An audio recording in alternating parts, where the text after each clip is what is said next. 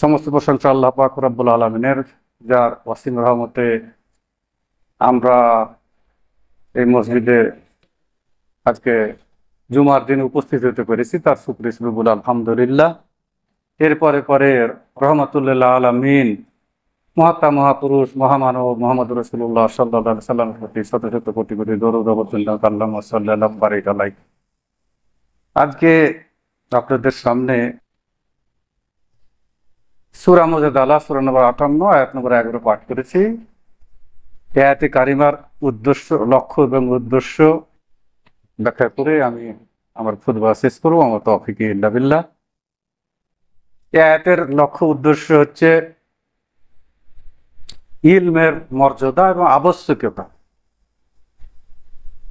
আল্লাহ পাক রব্বুল আলামিন বলছেন যে তোমাদের মধ্যে যারা ঈমান এনেছে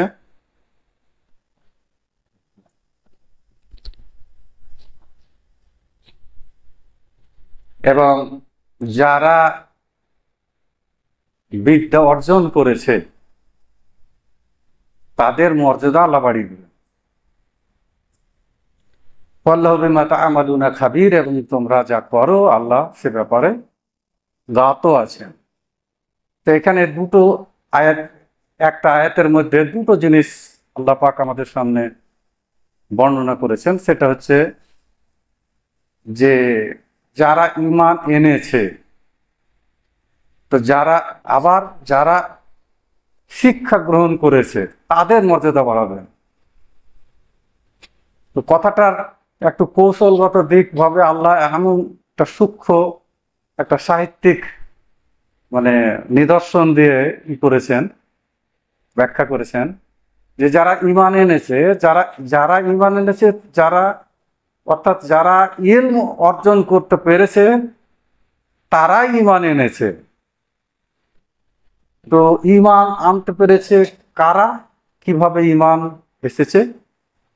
মানুষ ঈমান আনার আগে তার অবস্থান কি এবং পরের অবস্থানটা কি, আর কোন ইলম শিখলে মানুষ এই মর্যাদাটা পাবে।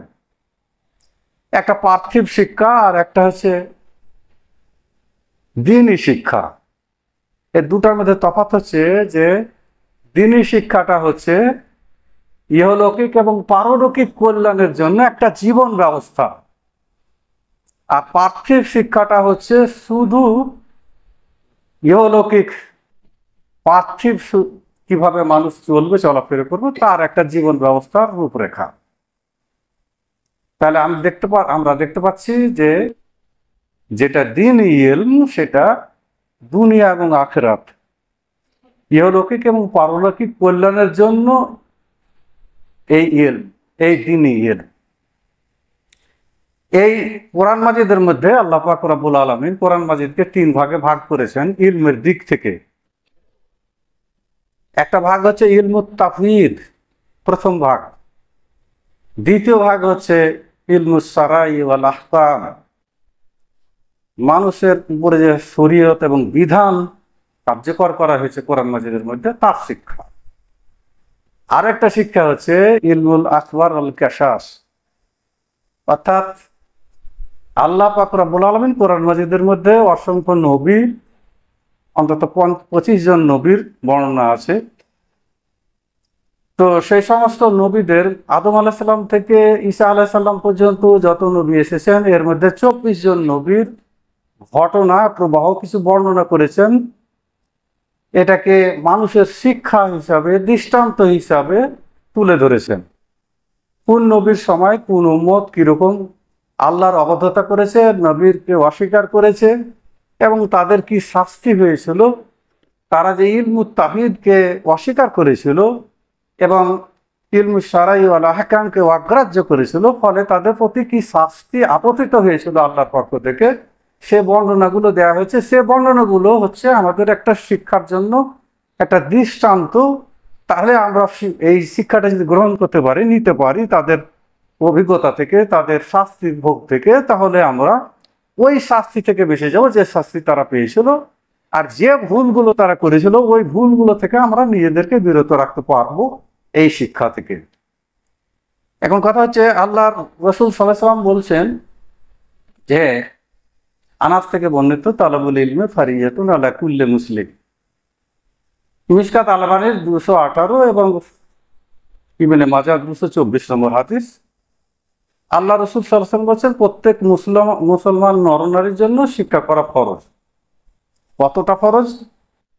তো এই শিক্ষার ফরজিয়াতটা দুই রকমের, একটা হচ্ছে ফরজে কিফায়া, একটা ফরজে আইন। উলামায়ে দ্বীনরা যে শিক্ষাটা গ্রহণ করেন সেটা হচ্ছে ফরজে আইন, কারণ তারা দ্বীনের ব্যাখ্যাটা সাধারণ মানুষের কাছে তুলে ধরবেন। কারণ সব মানুষ এই শিক্ষার সমস্ত জিনিস আয়ত্ত করতে পারবেন না, সেই কারণে আমাদের ওলামায়েদের উপরে নির্ভরশীল হতেই হবে। কারণ তাদের কাছ থেকে খুতবার মাধ্যমে বা অন্য কোনো তারবিয়াতের মাধ্যমে থেকে আমরা জ্ঞান আহরণ করতে পারবো। তো এই জ্ঞানের মর্যাদা সম্বন্ধে রাসূলুল্লাহ সাল্লাল্লাহু আলাইহি ওয়াসাল্লাম আরেকটা হাদিস খুব গুরুত্বপূর্ণ বলেছেন যে, ফাজলুল ইলমি আহাব্বা ইলাইয়া মিন ফাজলিল ইবাদাতি ওয়া খায়রুদ দীনিকুম। আল্লাহ রাসূল সাল্লাল্লাহু আলাইহি ওয়াসাল্লাম খুব সুন্দর একটা কথা বলেছেন যে, ইবাদতের চাইতেও আমার কাছে ইলম অর্জন করাটা বেশি গুরুত্বপূর্ণ। এই কারণে তার ব্যাখ্যাটা হচ্ছে যে, একটা ইবাদত যখন আমরা শিক্ষার মাধ্যমে দ্বীন ইলমকে পরিপূর্ণতার মাধ্যমে একটা ইবাদত করব, যে ইবাদতটা করি সেই সম্বন্ধে যদি আমার সম্যক জ্ঞান থাকে, তাহলে ওই ইবাদতটাকে আমি পরিপূর্ণ একটা রূপ দিতে পারবো। সেই জন্য দেখবেন যে, যেমন আলেমদের জোহরে হোক বা ফজরে হোক 4 রাকাত নামাজ তিনি পড়ছেন, আর একটা সাধারণ লোক যারা পূর্ণাঙ্গ দ্বীন ইলম হাসিল করতে পারেনি, তাদের মধ্যে তফাৎটা হচ্ছে কি, অনেক নেকি তো কম বেশি হয়ে যায়। কারণ একটা সাধারণ লোক না তার কেরাত শুদ্ধ আছে, না তাজবিদ জানে, না যে কথাগুলো আল্লাহকে বলছে সেগুলো সম্বন্ধে তার সম্যক জ্ঞান আছে, আল্লাহকে কি বলছে এটাই জানে না। তাহলে আর একজন আলেম কিন্তু সব জানেন, বুঝতে পারছেন যে তিনি আল্লাহকে তিনি যে কেরাতটা করছেন, যে আয়াতে কারিমাগুলো পাঠ করছেন, সেগুলোর মাধ্যমে আল্লাহকে কি বলছেন, যে দোয়াগুলো করছেন সেই দোয়াগুলোর মাধ্যমে কি বলছেন সেটা তিনি সঠিকভাবে বুঝতে পারছেন এবং তার শরীরের সঙ্গে হৃদয়কে আল্লাহর সঙ্গে একাত্ম করে দিতে পারছেন। অর্থাৎ তাওহীদের মূল্যবোধটা তার কাছে বেশি আছে, এই কারণে তার ইবাদতটা আল্লাহর কাছে বেশি গ্রহণযোগ্য হয়।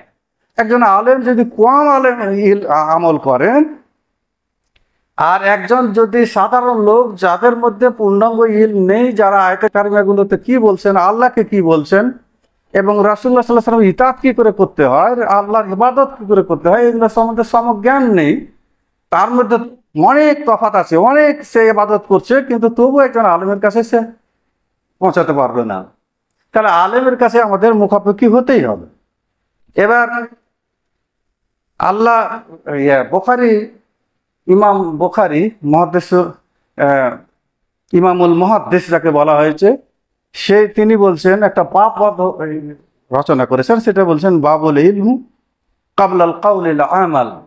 কথা বলার পূর্বে এবং আমল করার পূর্বে জ্ঞান লাভ করা, জ্ঞান আবশ্যক, এই কথাটা বলেছেন। আল্লাহ পাক রব্বুল আলামিনও এই কথাই বলছেন যে, তিনি আবার ওই অধ্যায়ের নিচের অংশে লিখছেন একটা আয়াত কোট করে, লিকাউলিল্লাহি তাআলা ফা'লাম আন্নাহু লা ইলাহা ইল্লাল্লাহু ফাবাদা বিইলমি। আল্লাহ পাক রব্বুল আলামিন তিনি বলছেন আল্লাহ রাসূলকে সূরা মুহাম্মদ সূরা 47 আয়াত নম্বর 19-এ যে, ফা'লাম, তুমি জ্ঞান অর্জন করো, আন্নাহু লা ইলাহা ইল্লাল্লাহ, আল্লাহ ছাড়া সত্য কোনো মাবুদ নেই, এই জ্ঞানটা তুমি অর্জন করো। দিয়ে তিনি বলছেন ফাবাদা বিল ইলম, এইটা দিয়েই তিনি ইলমটাকে আরম্ভ করেছেন কোরআন মাজিদের মধ্যে। এই কথা বলতে চাইছেন ইমাম বুখারী রাহিমাহুল্লাহ।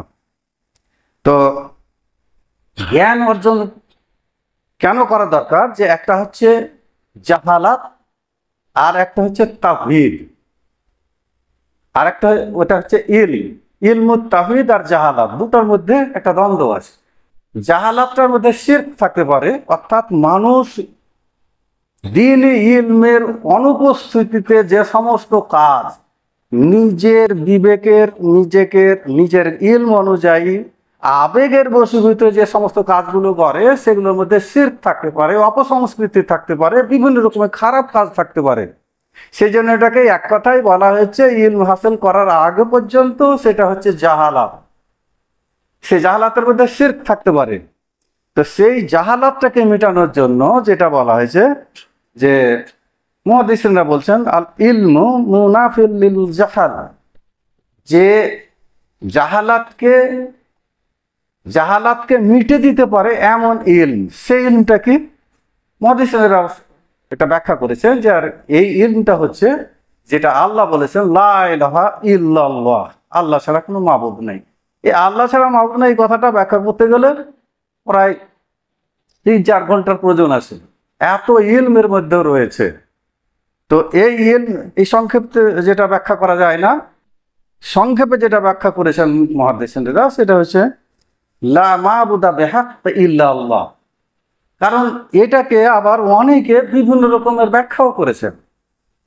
লা ইলাহা ইল্লাল্লাহ সালফিনরা সাহাবীরা যে ব্যাখ্যাটা করেছেন লা মাবুদা বিহাক্কি ইল্লা আল্লাহ, লা ইলাহা ইল্লাল্লাহ, আল্লাহ ছাড়া সত্য মাবুদ কেউ নেই। কারণ এর ব্যাখ্যা হচ্ছে যে সত্য মাবুদ কেন, তাহলে বোঝা যাচ্ছে যে যদি আমরা লা ইলাহা ইল্লাল্লাহ, আল্লাহ ছাড়া কেউ মাবুদ নেই এই কথাটা যদি বলে দিই, তাহলে তার মানেটা দাঁড়াবে যে তাহলে আরো কিছু মাবুদ আছে যাদের পূজা করা হয়, তাদের ইবাদত করা হয়। তো সেই জন্য সাহাবা একরাম থেকে শুরু করে সালফে সালেহিনের যত মুহাদ্দিসিন আছেন তারা একটাই ব্যাখ্যা করেছেন যে লা মাবুদা বিহাক্কি ইল্লাল্লাহ, এটাই তার হচ্ছে সঠিক ব্যাখ্যা। এখন এটার ব্যাখ্যা অনেকে নিজেদের স্বার্থে নিজে অনেক রকম করেছে, অনেক সংগঠন আছে, অনেক আবার সমাজ ভাগ করে করে মানুষ বিভিন্ন রকমের বিভক্ত হয়ে গেছে। কেউ মনে করেছে যে লা ইলাহা ইল্লাল্লাহর মানে আল্লাহ ছাড়া কোনো স্রষ্টা নেই। কেউ আবার রাষ্ট্র দখল করার জন্য, ক্ষমতা দখল করার জন্য একটা মানে তৈরি করেছে, ওরা নিজেদের মন মতো নিজেদের সুবিধা মতো যাতে মানুষকে উদ্বুদ্ধ করা যায়, সেটা হচ্ছে লা ইলাহা ইল্লাল্লাহর মানে হচ্ছে আল্লাহ ছাড়া কেউ বিধানদাতা নেই। তাহলে স্রষ্টা নেই, বিধানদাতা নেই, মাবুদ নাই, এরকম বিভিন্ন রকমের নিজস্ব একটা ব্যাখ্যা দিয়েছে। তো নিজস্ব ব্যাখ্যা নয়, সাহাবা একরামরা যে ব্যাখ্যা দিয়েছেন, যে সাহাবা একরাম এই ইলমের ভিত্তিতে তারা নিজেদেরকে তৈরি করতে পেরেছিলেন, ইসলামের উপরে নিজেদের প্রতিষ্ঠিত করতে পেরেছিলেন, সেই ইলমটা আমাদের গ্রহণ করতে হবে, নিজেদের ব্যাখ্যা হলে হবে না। এখন আরেকটা যেটা ব্যাখ্যা খুব সংক্ষেপে দিচ্ছি সেটা হচ্ছে এই যে আলেমদের কাজ কি এবং আলেম কত প্রকার আছে। তো আলেম হচ্ছে 4 প্রকারের। কোরআন মাজিদ বলছে যে 4 প্রকার আলেম আছে।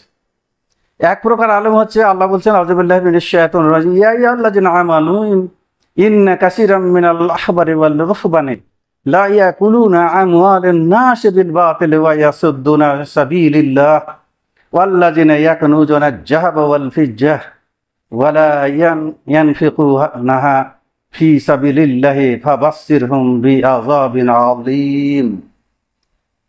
এটা সূরা তাওবা সূরা নম্বর 9 আয়াত নম্বর 34 এবং 9ও আছে যে হে মানুষেরা, তোমরা কিছু মানুষ, অধিকাংশ মানুষকে দেখা যায়, অধিকাংশ আলেমদের দেখা যায়, আবার রুহবান বলতে এখানে আলেমদের বোঝানো হয়েছে, তারা মানুষের মালগুলো ভক্ত করে অবৈধ রূপে এবং দিনের ক্ষেত্রে এরা বাধা সৃষ্টি করে।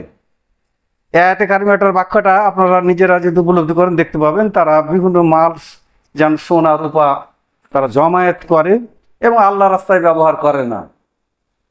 এবং আল্লাহ বলছে যে নবী সাল্লাল্লাহু আলাইহি ওয়াসাল্লামকে তাদেরকে জাহান্নামের সুসংবাদ দাও, জাহান্নামের সুসংবাদ দিতে বলছেন। তো আরেকটা সূরা মায়দার 62 নম্বর আয়াতে আল্লাহ বলছেন ওয়া তারা কাসীরাম মিনহুম ইসারিউনা ফিল ইসমি ওয়াল উদওয়ানি ওয়া আকালহিম সুহুতা লা বিসা মা কানু ইয়ামালুন। এখানেও বলছে যে তাদের মধ্যে অনেক লোক আছে তারা পাপের দিকে ছুটে চলে এবং আল্লাহকে অস্বীকার করা দিকে ছুটে চলে এবং অবৈধভাবে সব মাল খায়। এটা কত নিকৃষ্ট, তো নিকৃষ্ট কাজ। তাহলে এখানে বোঝা যাচ্ছে এক ধরনের আলেম আছে যারা লুটে পুটে চেটে খায় মানুষের মালগুলোকে অবৈধ রূপে, কিন্তু মানুষ বুঝতে পারে না। মানুষ বুঝতে না পারার একটা কারণ হচ্ছে তাদের ইলমের অভাব, ইলমের দারিদ্রতা, দৈন্যতার কারণে বুঝতে পারছে না এবং মালগুলোকে তারা দিয়েও দেয়, তারা গ্রহণও করে নেয়। দ্বিতীয় হচ্ছে এক ধরনের আলেম আছে যে তারা সত্যকে গোপন করবে। কোরআন মাজিদের আয়াত যেগুলো প্রয়োজন, খুব যেগুলো ব্যাখ্যা না করলেই নয়, সাধারণভাবে মানুষ বুঝে ওগুলো বলবে, আর কিছু আয়াত তারা গোপন করে নেবে।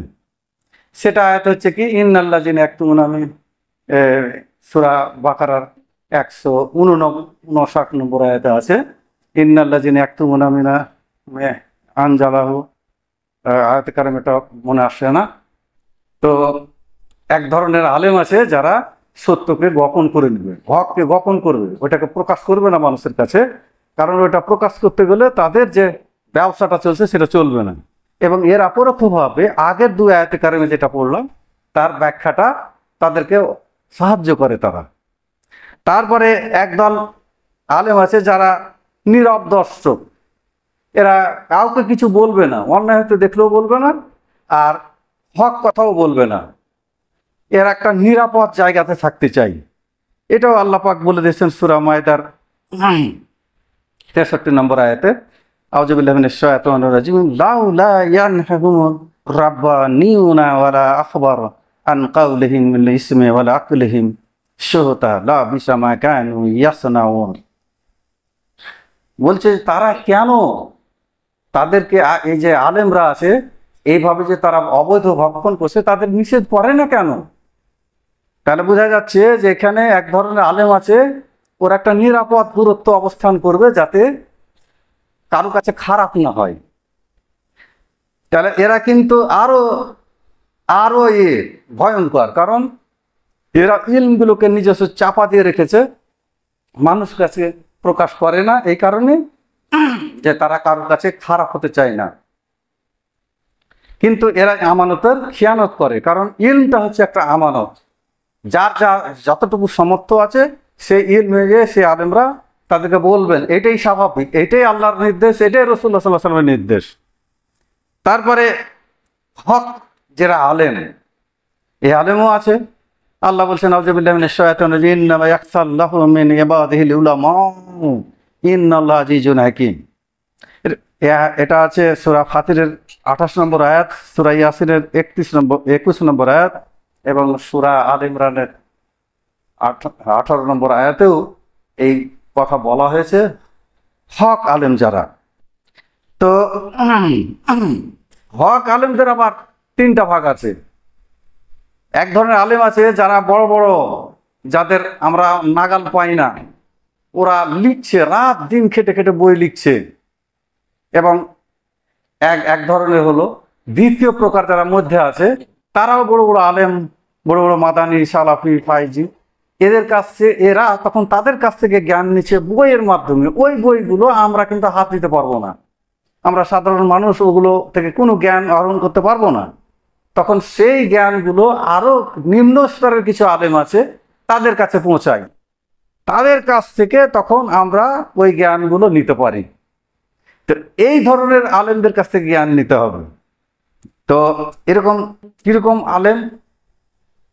আল্লাহ রাসূল সাল্লাল্লাহু আলাইহি ওয়াসাল্লাম বলছেন সহিহ বুখারীর 6483 এবং সহিহ মুসলিমের 2284 নম্বর হাদিসে, এটা মিসকাত আলবানীতে এসে 149 নম্বর হাদিস, আল্লাহ রাসূল সাল্লাল্লাহু আলাইহি ওয়াসাল্লাম বলছেন যে আমার মিসাল হলো ওই ব্যক্তির মতো যে আগুন জ্বালালো এবং কিছু লোক ওই আগুন দেখে আলোতে আকৃষ্ট হয়ে আগুনে ঝাঁপ দিতে লাগলো কীট পতঙ্গের মতো, এবং সেই লোক তাদেরকে টানতে লাগলো পিছন থেকে, কিন্তু সে কোনো মতে আসছে না, তার আগুনে ঝাঁপ দিয়েই দিল।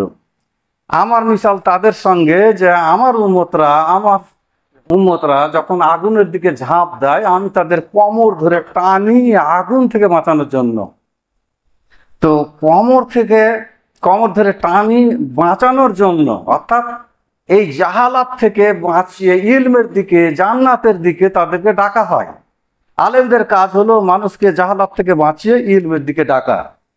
এই আলেমদের কি কি আর ফজিলত আছে একটা হাদিস বলি।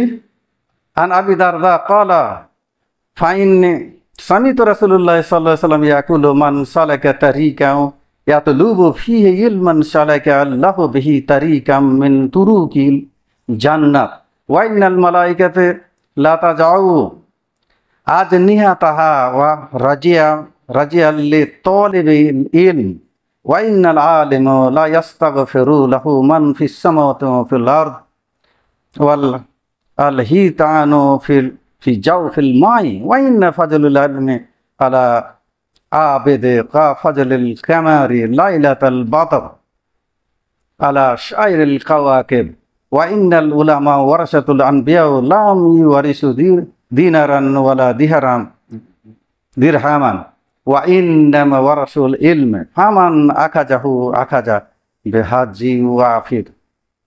এখানে বহু হাদিসের রেফারেন্স আছে। আবু দারদা থেকে বর্ণিত, তিনি বলছেন আমি রাসূলুল্লাহ সাল্লাল্লাহু আলাইহি ওয়াসাল্লামের কাছে শুনেছি, যখন যারা মানুষ আল্লাহর রাস্তায় ইলম শিক্ষার অর্জনের জন্য বেরিয়ে যায়, তখন ফেরেশতা তাদের আরামের জন্য তাদের রাস্তাতে ডানা বিছিয়ে দেয়, অর্থাৎ ফেরেশতাদের বিছানো ডানা দিয়ে সেই তালেবে ইলম এবং আলেম হেঁটে যায়। তারপরে বলছেন যে তাদের জন্য দোয়া করে, লা ইস্তাগফিরুল্লাহু মান ফিস সামাওয়াতি ওয়াল আরদ, পৃথিবীর আসমান এবং জমিনের মধ্যে যত লোক আছে সবারই জন্য, এদের জন্য দোয়া করে সবাই। তাহলে আসমান এবং জমিনের মধ্যে কত মাখলুক আছে যারা আলেমের জন্য এবং তালেবে ইলমের জন্য দোয়া করে। তারপরে বলছে গর্তে জলে থাকা মাছ তারাও দোয়া করে। আর ফজিলত বর্ণনা করতে গিয়ে বলছেন যে একজন আবেদ এবং আলেমের মধ্যে তফাৎটা কি?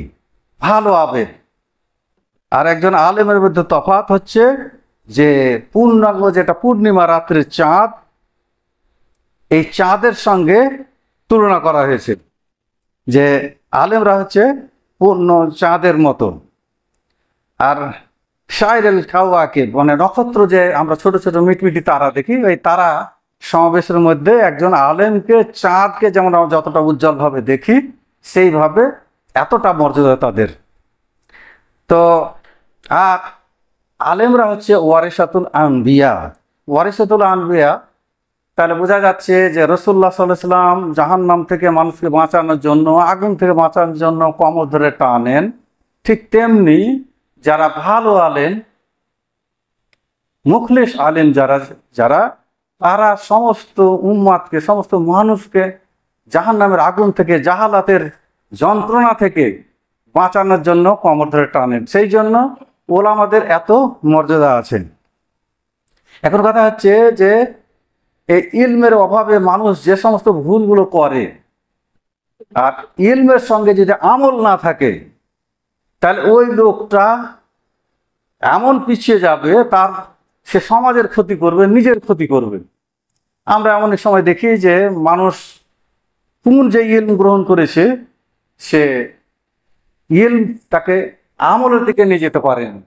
একটা উদাহরণ দিচ্ছি আপনাদের, যে আল্লাহ যত মাখলুক সৃষ্টি করেছেন তার মধ্যে সর্বশ্রেষ্ঠ হচ্ছে ফেরেশতারা।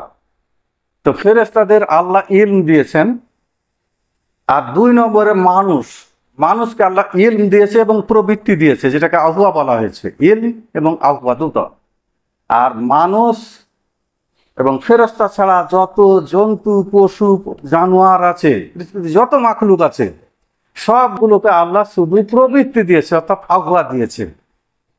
এখন এই যে আহওয়াটা এমন একটা জিনিস যেটাকে কন্ট্রোল না করলে পরে ইলমের মর্যাদা থাকে না। তো ফেরেশতা মধ্যে আহওয়া নেই বলে তাদের যে দৈনন্দিন জীবনে ইন্দ্রিয় যে সমস্ত যে অনুভূতিগুলো, সেগুলো তাদের নেই। তারা ঘুমায় না, তারা খায় না, তারা পড়ে না, তাদের পুরো কিছুই করতে নাই, শুধু আল্লাহর ইবাদত করে, কারণ শুধু তাদের ইলম আছে। আর মানুষ, সেই মানুষ উত্তম যে মানুষ তার প্রবৃত্তিকে দমন করে নিবে ইলমের দ্বারা, অর্থাৎ ইলমে ওহী, অর্থাৎ আল্লাহর ওহী, অর্থাৎ কোরআন এবং হাদিসের শিক্ষা দিয়ে তার নিজের প্রবৃত্তিটাকে দমন করে নিতে পারবে। সেই মানুষগুলো কিন্তু ফেরেশতা থেকে উপরে চলে গেল।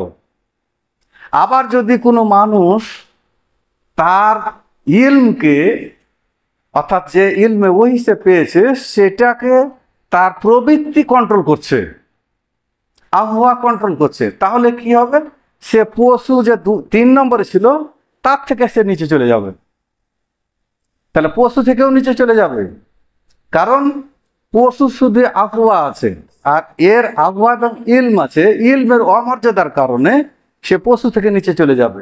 তাহলে বোঝা যাচ্ছে যে মানুষ যে 2 নম্বরে আছে, সে মানুষ তার প্রবৃত্তিকে দমন করতে পারলে ফেরেশতার উপরে চলে যাবে। আর যদি দমন করতে না পারে, তার ইলম যদি পরাজিত হয়ে যায় প্রবৃত্তির কাছে, তাহলে সেই মানুষটা জন্তু থেকে নিচে নেমে যাবে। এই জিনিসটা আমাদেরকে বুঝতে হবে। এখন ইলমটাকে আমরা কি করে করব, আমাদের প্রবৃত্তিটাকে দমন করব। প্রবৃত্তিটা জিনিসটা কি? আসলে প্রবৃত্তির ভালো বাংলা যেটা আছে কামনা বাসনা। আমার খেয়াল খুশি, যেটা আমাকে ভালো লাগলো সেটা গ্রহণ করলাম, আর যেটা ভালো লাগলো না সেটা গ্রহণ করলাম না। এই যে মানসিকতাটা, এটাই হচ্ছে ইলমে ওহির সম্পূর্ণ বিরোধী কাজ। কারণ আমি যখনই আল্লাহ এবং তার রাসূলের যে ইলম, প্রাপ্ত ইলমের উপরে আমার খেয়াল খুশিটাকে প্রাধান্য দিয়ে দেব, না, এটা করা যাবে না। অনেকে বলেন যে কোরআন হাদিসের কথা এত কেউ মানছে, সবাই তো এই কাজটা করছে। তো এটা কিন্তু ইলমের ওহির যে আছে সেটাকে চেপে দেওয়া হয় তার মুখের ভাষায়, তার কামনা বাসনা দ্বারা। সেই জন্য আমাদেরকে কামনা এবং বাসনা থেকে আমাদেরকে বাঁচতে হবে। এই আবহাওয়া থেকে একটা 2টো পয়েন্ট আপনাদের বলছি, যে এইটাই আমাদেরকে অসৎ পথে পরিচালিত করে, এবং শয়তান হচ্ছে আমাদের প্রকাশ্য শত্রু, আর আবহাওয়া হচ্ছে আমাদের অপ্রকাশ্য শত্রু, গোপনীয় শত্রু। শয়তান যদি ডিরেক্ট তার সুরাতে যদি একটা মানুষের কাছে চলে আসে, তাহলে আমরা কিন্তু বুঝতে পেরে নেব যে এটা আমার শত্রু, কারণ এটা প্রকাশ্য শত্রু। সেই জন্য শয়তান কি করে, আমাদের প্রবৃত্তির উপরে একটা অনুভূতি তৈরি করে যে না, এটা কাজ করো না, কি আছে, ঠিকই তো আছে, সবাই তো করছে। এই ধরনের যখন এটাকে যারা মাস্টার এখানে অনেকে আছেন, এটাকে বলা হয় ডিফেন্স মেকানিজম। মানে ওর যুক্তির সমর্থনে ওটাকে একটা যুক্তি তৈরি করে দেওয়া। ও যে কাজটা করছে, কাজটা খারাপ, কিন্তু একটা যুক্তি খাড়া করছে ও। তো এই ডিফেন্স মেকানিজম তৈরি করে দেয় শয়তান, এবং হাওয়া এটাকে, অর্থাৎ প্রবৃত্তি, সেটাকে গ্রহণ করে। তো একটা হাদিস বলছি যে আম্মার বিন ইয়াসির রাদিয়াল্লাহু তাআলা আনহু, একবার তিনি বলছেন যে আমি আমার গোত্রের কাছে গেলাম, আমার হাত ফেটে গিয়েছিল, আমার পরিবারের লোকেরা হাতে জাফরান রঙে রাঙিয়ে দিল। আমি রাসূলুল্লাহ সাল্লাল্লাহু আলাইহি ওয়াসাল্লামের কাছে গেলাম এবং তাকে সালাম দিলাম। রাসূলুল্লাহ সাল্লাল্লাহু আলাইহি ওয়াসাল্লাম আমার সালামের জবাব দিলেন না, বললেন যে ফাজহাব ইগসাল হাজা আনকা, এটা তুমি ধুয়ে এসো। আমি ধুয়ে গেলাম, তাও কিছু অংশ ছিল। আল্লাহ রাসূল সাল্লাল্লাহু আলাইহি ওয়াসাল্লাম সালাম দিলাম, আবার রাসূলুল্লাহ সাল্লাল্লাহু আলাইহি ওয়াসাল্লাম সালাম না দিয়ে বললেন তুমি এটাকে ধুয়ে এসো। 3 বারের পর যখন আর কিছুই ছিল না, তখন রাসূলুল্লাহ সাল্লাল্লাহু আলাইহি ওয়াসাল্লাম আমাকে সালাম দিলে, সালামের জবাব দিলেন এবং আমাকে মারহাবা বললেন। তো এখানে আবু দাউদ এই হাদিসটা লিখেছে 4176 এবং 4601 নম্বর হাদিস আবু দাউদের। তো বাবটা বেরিয়েছে তারকুস সালাম আলাল আফওয়ায়ে, মানে যারা প্রবৃত্তির অনুসারীদেরকে সালাম না দেওয়ার অধ্যায় রচনা করেছেন উনি। আর আল্লাহ রাসূল সাল্লাল্লাহু আলাইহি ওয়াসাল্লাম দোয়া করতেন, এই দোয়াটা করতেন যে আল্লাহ তুমি আমাকে, আল্লাহ আল্লাহ রসুল সাল্লাল্লাহু এটা দোয়া করতেন যে আল্লাহ তুমি আমাকে আমার এই আবহাওয়া থেকে, প্রবৃত্তি থেকে আমাকে বাঁচাও। আর রাসূলুল্লাহ সাল্লাল্লাহু আলাইহি ওয়াসাল্লাম, যেটা আমাদের আদর্শ, তিনি দোয়া করছেন যে আল্লাহ তুমি আমাকে আবহাওয়ার, অর্থাৎ প্রবৃত্তির অনুসরণ থেকে আমাকে বাঁচাও। কারণ প্রবৃত্তি যে ক্ষতিটা করে দেয় সেটা মানুষ কল্পনা করতে পারবে না। তো আমরা এটা চেষ্টা করবো আল্লাহ পাক রব্বুল আলামিন আমাদেরকে যেন আবহাওয়ার থেকে, ক্ষতি থেকে আল্লাহ আমাদেরকে বাঁচিয়ে যায়। একটা ইলমের অনুপস্থিতিতে একটা ভুল হয়ে যায় মানুষের। কিছু লোক আজান হচ্ছিল, তো কিছু লোক দাঁড়িয়েছিল, ততক্ষণ অপেক্ষা করছিল যে যতক্ষণ পর্যন্ত আজান হয় ততক্ষণ পর্যন্ত আমরা নামাজ শুরু করব না। তারা হয়তো আজানের জবাব দিচ্ছিলেন, এটাই হয়তো হতে পারে। তো এটা সৌদি একটা ফতোয়া আছে, তো ওখানে বলা হয়েছে যে যখন আজান চলাকালীন কেউ যেহেতু প্রবেশ করে সাহাবীদের যুগে এটা খুব বিরল ছিল, সবাই আজানের আগেই ঢুকে যেতেন। যাক, সালাম চলাকালীন যদি কেউ ঢুকে এবং দেখে যে আজান চলছে, তাহলে তিনি সালাতটা আদায় করবেন। আজান শেষ হওয়া পর্যন্ত অপেক্ষা না করে তাৎক্ষণিক তিনি নামাজে দাঁড়িয়ে যাবেন, নামাজ শুরু করবেন। এটা হচ্ছে তাহিয়াতুল মসজিদ। কারণ খুতবা শোনাটা ওয়াজিব, আর আজানের জবাব দেওয়াটা হচ্ছে সুন্নাত। এই দুটো যখন জিনিস একই সঙ্গে চলে আসবে, তখন যেটা ওয়াজিব সেটাকে গ্রহণ করবে। এটাই তারা ফতোয়া দিয়েছেন, আর এটাই সুন্নাত সম্মত। আল্লাহ পাক আমাদেরকে সঠিক ইলম দান করুক, এবং আমরা যেন সমস্ত প্রকার শয়তানি ক্ষতি থেকে বেঁচে যাই। আল্লাহ যেন আমাদের প্রবৃত্তির তাড়নায় আমরা আবেগে বশীভূত হয়ে কোনো ভুল না করি, এবং সবসময় আমরা যেন ইলমুল ওয়াহির ইত্তেবা করি, অনুসরণ করি, নবী সাল্লাল্লাহু আলাইহি ওয়াসাল্লামের ইত্তেবা করি। সাহাবাদের অনুসরণে যদি আমরা আমাদের আমলগুলো করি, তাহলে আমাদের মধ্যে আসবে না। আল্লাহ তুমি আমাদেরকে হেফাজত করো, দুনিয়া আখিরাতে কামিয়াব করো, আল্লাহ আমিন।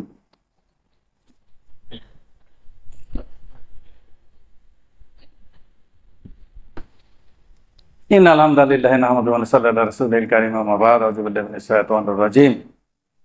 ইন্নাল্লাহা ওয়া মালাইকাতাহু ইউসাল্লুনা আলান নাবী, ইয়া আইয়ুহাল্লাযীনা আমানু সাল্লু আলাইহি ওয়া সাল্লিমু তাসলিমা। আল্লাহুম্মা সাল্লি আলা মুহাম্মাদ ওয়া আলা আলি মুহাম্মাদিন কামা সাল্লাইতা আলা ইব্রাহিম ওয়া আলা আলি ইব্রাহিম ইন্নাকা হামিদুম মাজিদ। আল্লাহুম্মা বারিক আলা মুহাম্মাদ ওয়া আলা আলি মুহাম্মাদিন কামা বারাকতা আলা ইব্রাহিম ওয়া আলা আলি ইব্রাহিম ইন্নাকা হামিদুম মাজিদ। ربنا ظلمنا انفسنا وان لم تغفر لنا وترحمنا لنكن من الخاسرين. ربنا فاغفر لنا ذنوبنا وكفر عنا سيئاتنا وتوفنا مع الابرار. ربنا لا تزغ قلوبنا بعد إذ هديتنا وهب لنا من لدنك رحمة إنك أنت الوهاب. ربنا آمنا فاغفر لنا وارحمنا وأنت خير الراحمين. ربنا آتنا في الدنيا حسنة وفي الآخرة حسنة وقنا عذاب النار. ربنا تقبل منا إنك أنت السميع العليم. السلام عليكم ورحمة الله.